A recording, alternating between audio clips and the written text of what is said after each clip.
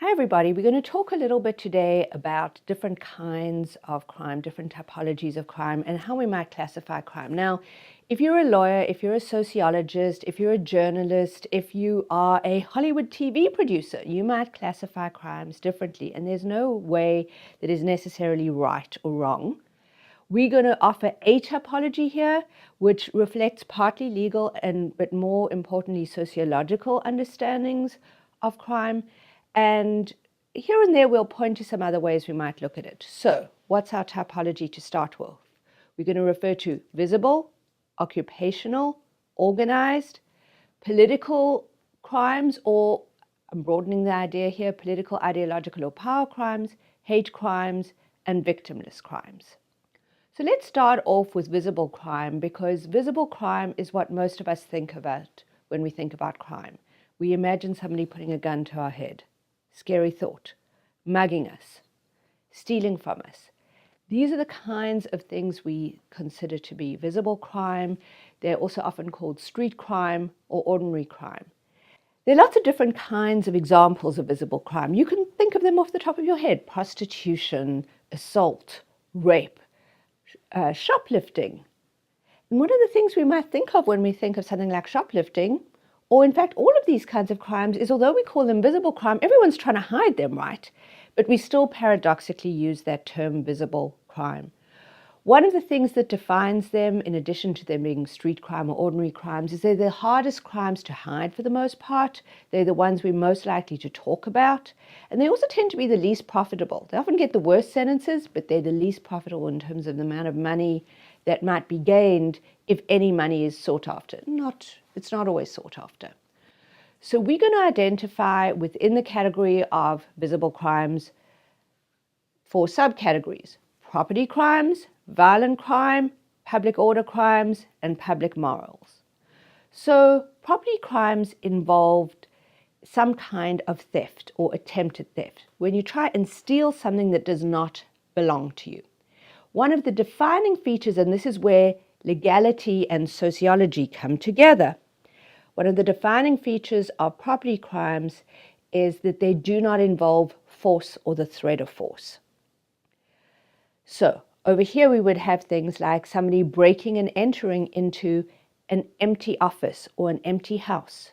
It would have somebody pickpocketing where you don't even know it's happening to you. It would have somebody stealing your bicycle, cutting it off from a pole at the side of the road. All of these are little examples of property crime.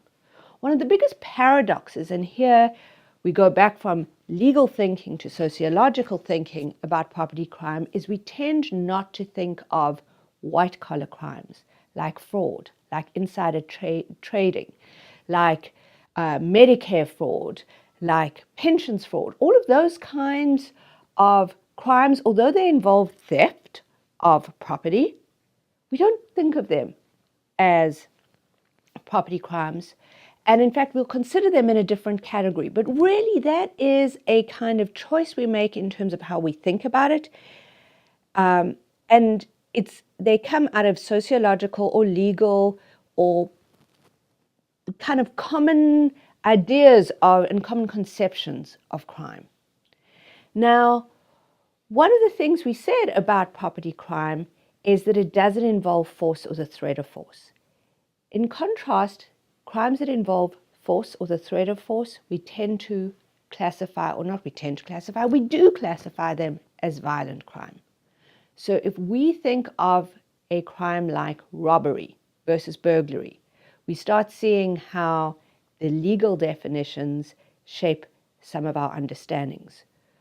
Burglary does not involve force or the threat of force. It involves breaking and entering. In contrast, by definition, robbery is a crime that involves the use of violence or the threat of violence to steal or try and steal from somebody.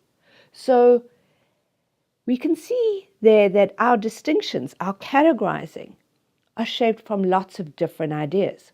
Carjacking would be another violent crime.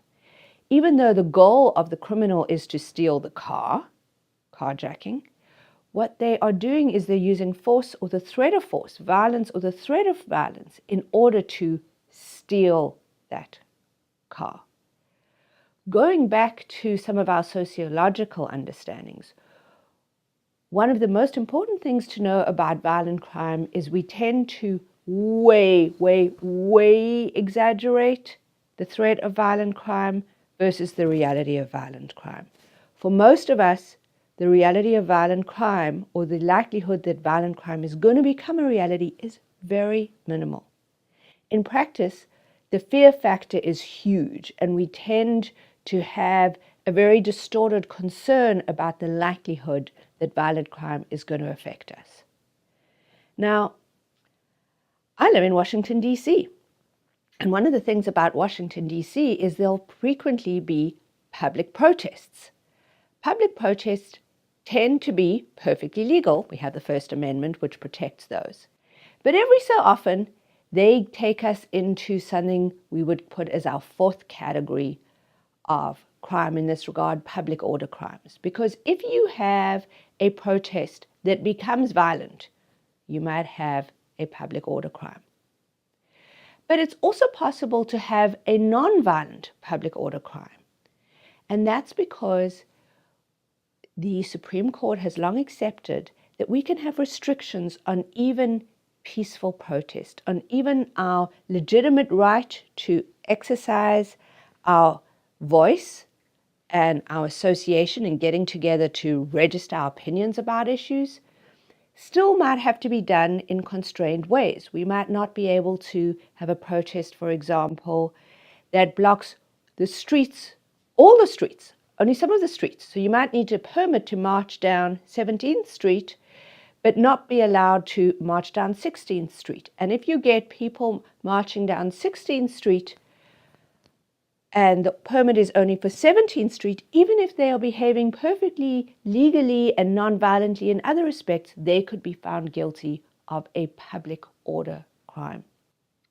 We're going to distinguish public order crimes from our final category of crimes over here, or subcategories, in terms of public morals. Public morals tend to be things that offend our idea of what is moral in society in very narrow ways. We all know it's not moral to murder, or it's not moral to rape, or it's not moral to steal. But when we talk about morals crimes, we tend to think of things that are much more likely to wax and wane with public sentiment. So here, things like prostitution and gambling would come into play. Here's a distinction, though, between a public morals crime and a public orders crime. If an individual prostitute is trying to sell her trade, is trying to get a client, she can be charged with a public morals crime of illegal solicitation. If a group of prostitutes have an illegal protest, they could also have a legal protest, but here we're talking about an illegal protest, those prostitutes would be engaged in a public order crime. So here we see there are lots of different categories that we can subdivide that first category of crime into.